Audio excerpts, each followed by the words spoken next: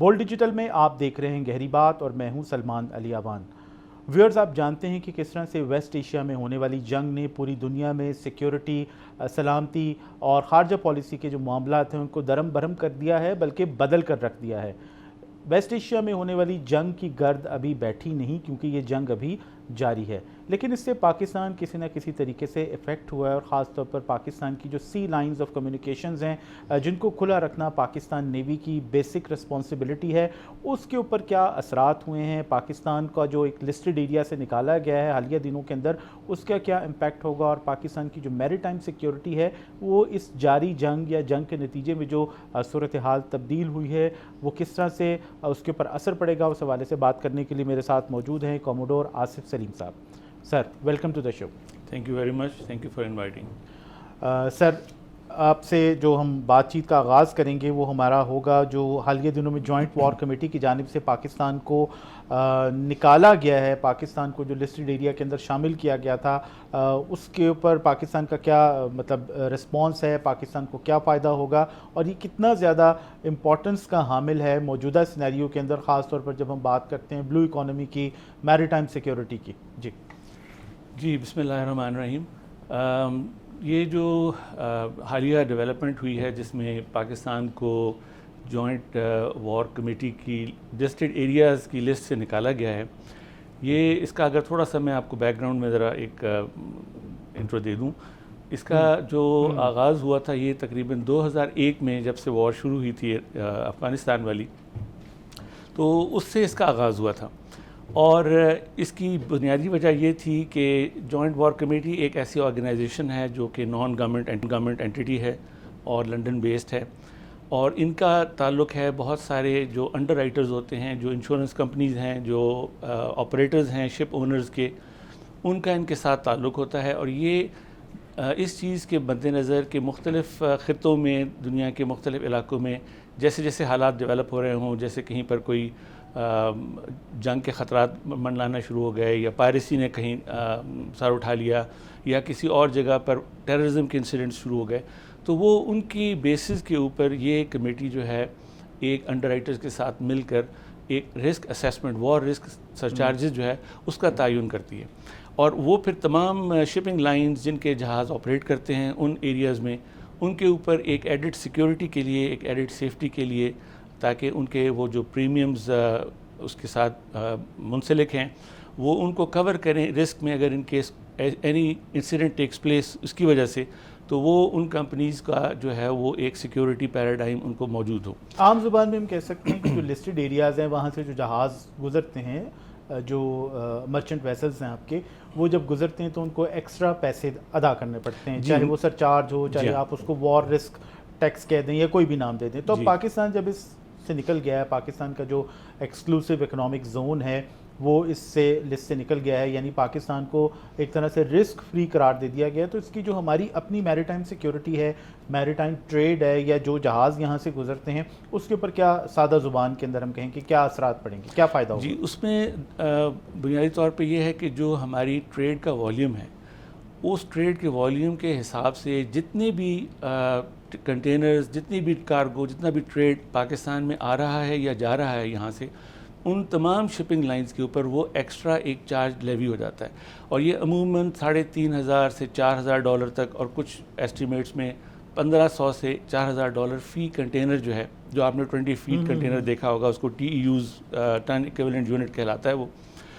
تو عام زبان میں یوں سمجھ لیں کہ اگر پاکستان کی اس وقت تقریباً ایوریج ٹریڈ جو ہے وہ تقریباً 3.25 ملین TEUs ہے، اور اگر آپ اس کو $3,000 ایوریج کے حساب سے بھی لگائیں تو یہ تقریباً $8.5 بلین کا اماؤنٹ بنتا ہے۔ یہ وہ اماؤنٹ ہے جو ایران کے ساتھ امریکہ کی جنگ شروع ہوئی تو ہمارے خطے میں فوری طور پر ایک ایکسٹرا اس کو کانفلکٹ سرچارج کہنا شروع میں کہا گیا، وہ ایمرجنسی کانفلکٹ سرچارج جو ہے وہ لیوی ہو گیا، اور یہ وہ چیز تھی جس سے ظاہر ہے تمام امپورٹس اینڈ ایکسپورٹس کے اوپر قیمتیں بڑھ گئیں اور ان کا ایک ڈائریکٹ اطلاق ہونا لگ گیا۔ اس کے اوپر ہماری منسٹری آف میری ٹائم افیئرز نے اپنا ظاہر ہے ان کو اس چیز کی فکر ہوئی کہ ہماری ٹریڈ سے افیکٹ ہوگی، ہمارے جو ٹریڈرز ہیں ان کی امپورٹ ایکسپورٹس کاسٹلی ہو جائیں گی، تو انہوں نے فوری طور پہ یہ میٹر ٹیک اپ کیا اور پرائم منسٹر کی آفس کے تھرو یہ ہائی کمیشن کو کہا گیا کہ آپ اس کے اوپر وہاں جو لائڈز کمیٹی ہے ان سے ان کانٹیکٹ ہوں اور اپنا پوائنٹ آف ویو ایکسپلین کریں، جس کے نتیجے میں وہاں پر مختلف میٹنگز ہوئیں. ہماری پوری ایک میری ٹائم انڈسٹری، میری ٹائم منسٹر، ان سب کے ساتھ ان کی آن لائن کانفرنس ہوئی اور بہت سارے ہمارے جو اسٹیٹسٹکس تھے جن سے یہ چیز ویریفائی ہوئی کہ ہماری پورٹس اور ہمارے ایریاز، ہمارا ہاربر جو ہے وہ بہت سیف ہے، اور اس کے اوپر کمپلیٹ ان کو ایک ڈیٹا فراہم کیا گیا جس میں بتایا گیا کہ ایسا کوئی انسیڈنٹ ہمارے ایریاز میں نہیں ہوا. اور یہ ایک وہ پرو ایکٹیو اپروچ تھی جس کے باعث وہ جو وہاں پر وار کمیٹی کے جو اسٹیک ہولڈرز ہیں ان کے ساتھ جب یہ چیز ان کو ایکسپلین ہوئی، ان کے ساتھ سارا ڈیٹا شیئر ہوا، تو بہت حد تک یہ چیز وہ اس کے اوپر مائل نظر آئے. اور پھر حالیہ ایک دورہ ہے ہمارے چیف آف نیول اسٹاف کا ہوا وہاں پر یو کے میں، اور ان کی بھی وہاں میٹنگ ہوئی اور اس میں انہوں نے مزید اس کو ری انفورس کیا، ری ایٹریٹ کیا. اور اس کے تقریباً 2 ہفتے کے بعد JWC نے پاکستان کو ان لسٹڈ ایریاز کی لسٹ سے نکال دیا. بہت اچھی ڈیولپمنٹ ہوئی. اسی وار سے ریلیٹڈ ایک اور فیکٹر ہم نے پاکستان میں سمجھیں، ایک طرح سے بہت سارے لوگوں نے فرسٹ ٹائم یہ سنا ہوگا کہ پاکستان میں جو ٹرانس شپمنٹ کا معاملہ ہے وہ بہت بہتر ہوا. پاکستان میں جو ٹرانس شپمنٹ ٹریڈ ہے اس کا والیوم بہت زیادہ بڑھ گیا. تو ہم کہہ سکتے ہیں کہ وار کے اندر جہاں بہت ساری بری چیزیں تھیں یا کچھ نیگیٹو اسپیکٹس تھے، تو پاکستان کو کم از کم اس حوالے سے ایک مثبت جھلک جو ہے وہ دکھائی دی. تو یہ ٹرانس شپمنٹ والا فیکٹر جو ہے پاکستان کی میری ٹائم ٹریڈ کے حوالے سے، ہماری پورٹس کی کیپیسٹی کے حوالے سے، یہ والا معاملہ جو ہے وہ کتنا زیادہ امپورٹنس کہاں ملا اور مستقبل میں اس کے بڑھنے کے، آگے جانے کے کیا چانسز ہیں؟ جی، وہ ایک کہاوت ہے کہ every challenge brings an opportunity, اور اس کیس میں بھی یہی ہوا کہ جو کہ ہمارے خطے میں ایک جنگ کا آغاز ہوا اور اس سے پاکستان کی معیشت پر ڈائریکٹ ایفیکٹس ہوئے. ہماری cost of living, cost of imports ظاہر بڑھ گئیں، آئل سپلائیز میں ایک کمی آئی، اور اس کو دور کرنے کے لیے پھر ہمیں آبویسلی مزید کانٹریکٹس کرنے پڑے جہاں پر اسپاٹ بائنگ میں عموماً جو آپ کو چارجز دینے پڑتے ہیں وہ نارمل حالات سے زیادہ ہوتے ہیں. اور یہ والے اثرات جہاں تک پاکستان کی معیشت پر ہو رہے تھے، اس کے ساتھ ساتھ اس کا ایک پازیٹیو ایسپیکٹ یہ نظر آنا شروع ہوا